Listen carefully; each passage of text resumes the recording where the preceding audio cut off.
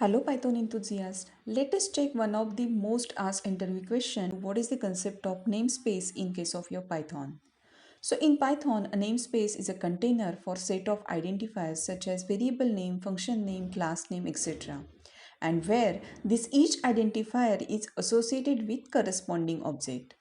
So namespace in Python provide a way to organize and manage the name of the variables, functions and other objects in your program, and because of that you are able to prevent naming conflict as well as making your code more modular and readable. For example, in case of your Python, it implement the namespace as a dictionaries where keys are the identifiers, that is nothing but the names, and the values are nothing but references to the object they represent. So in Python, there are three types of the namespace. First is local namespace. Local namespace are created when the function is called and deleted when the function exists. They contain local variable and parameters of the function. Second is global namespace. Global namespace are created when the program start and persist until your program terminates.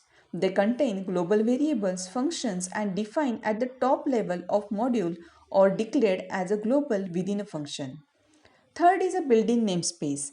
So your built-in namespace contain all the built-in function, exceptions and types that are available in a Python. So it automatically loaded when Python startup.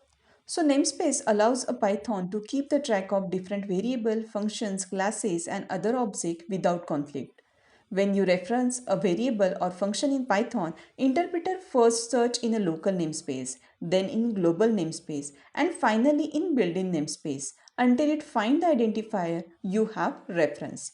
That's it for today. If you found this video helpful, don't forget to like, share and subscribe my channel. Thank you.